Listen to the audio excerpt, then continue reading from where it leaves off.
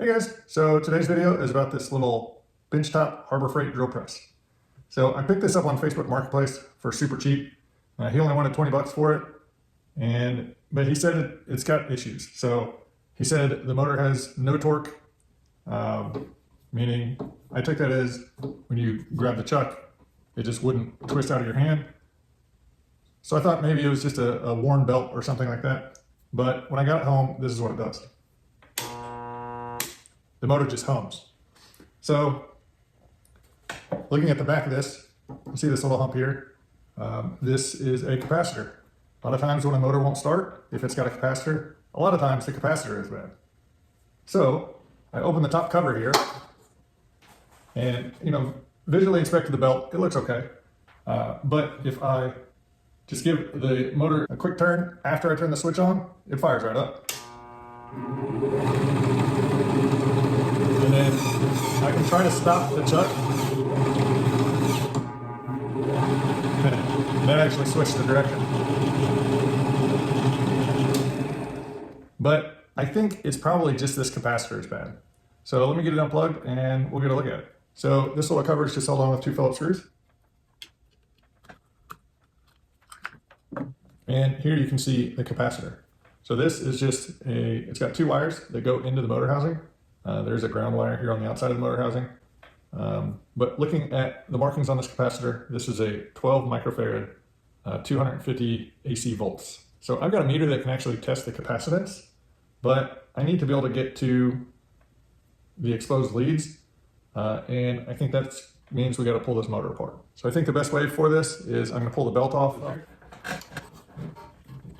Now I can swing this way, and there's just 4 bolts in through here that hold this motor on. Something else to keep in mind is on the other side, you've got the wiring that comes around. I pull this switch assembly off just so I don't have to deal with this short piece of wire.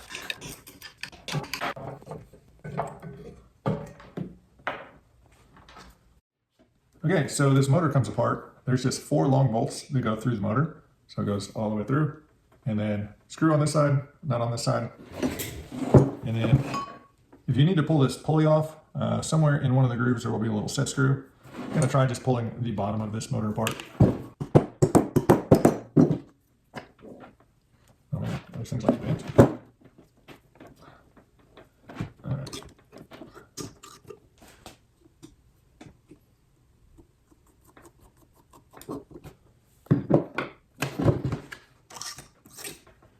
So these screws are definitely bent. I have to try to straighten those out.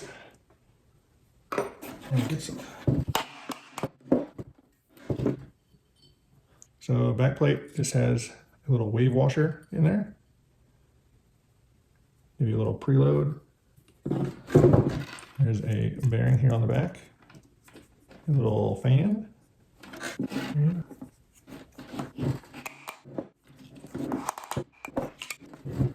So rotor's out. A little mud dauber nest in there. Okay, so capacitors can store up a charge. You definitely want a way to discharge them before touching the leads. So if you look in here, all of this is kind of bound up by some string, just keeping all of the wiring out of the rotating assembly. And I think I'm going to have to cut that string to get any length on the wire. I was kind of hoping to see a centrifugal switch in here, but I think this is probably a run capacitor, not a start capacitor.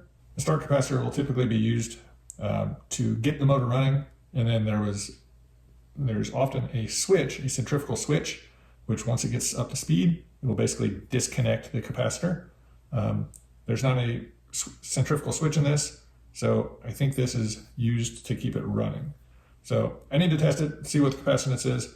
But I'm going to cut this heat shrink off here and get my meter. Okay, so I've got both of these leads uncovered. Just going to hold on to my plastic handled screwdriver and touch them together, see if I get an arc. Nope, it's dead. So to test capacitance, you need a meter that has this little symbol on it. So that is your capacitance. The other thing is sometimes you actually have to get the capacitors out of the circuit since I'm suspecting this is bad, I'm going to have to get a new one. I'm going to go ahead and unsolder these, and so I can fully test it. Okay, so I've got my wire stripped here. I'm only getting 0.3 nanofarads, so not nearly enough capacitance. And just for comparison's sake, here is a capacitor. I don't even know what this is out of, but it looks like it's 60 microfarads, and we'll test that one.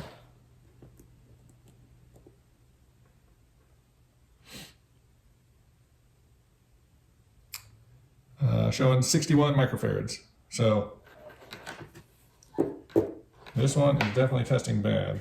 All right, guys. So I didn't want to wait, and I've got this capacitor here, higher capacitance, same voltage.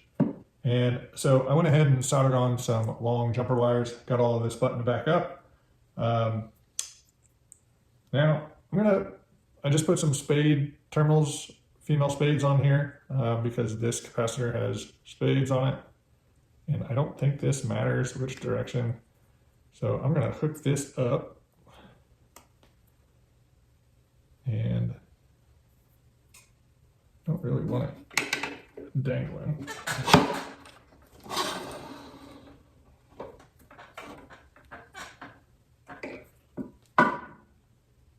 Set there.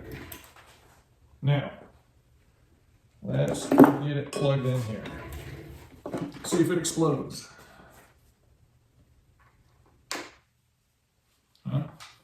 So far so good. See if it turns on. Look at that.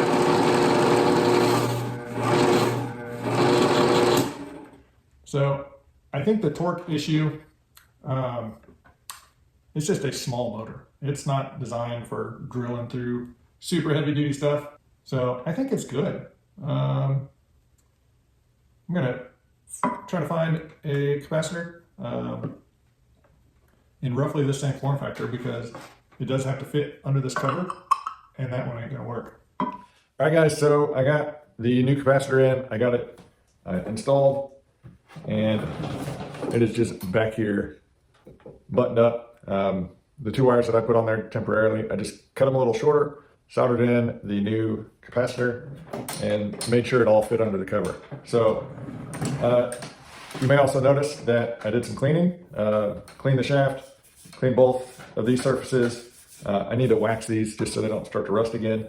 But then I took this top cover off, pulled the front pulley off, and just cleaned all of this really well. It had a lot of black dust up there, I guess from the belt starting to break down. But it runs beautifully. So this is just a little 3rd horsepower motor. And I was concerned that it just wouldn't have enough torque to do, normal like woodworky type stuff. So I've got the biggest Forstner bit that I've got, whatever size that is, I don't really know. It's just a cheap set of Forstner bits, and these are well used, so they're not super sharp. This 2x4 here. Now this is just pine, so nothing groundbreaking, but let's just make sure that it's got enough torque to do a little bit.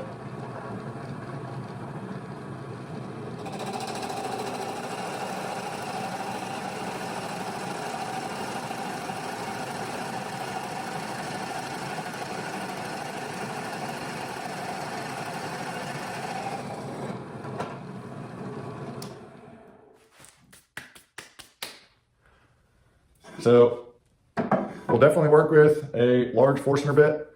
I did just use a little regular drill bit and just had some scrap steel, drilled that little hole right in there, drilled through that just fine. And so, yeah, for a typical home motor type drill press, I think it'll work great. I don't know exactly what I'm going to do with it now. I may give it to someone. But that's going to be it for this one, guys. If you like what I do, give me a thumbs up, hit that subscribe button, and until next time, we'll see you later.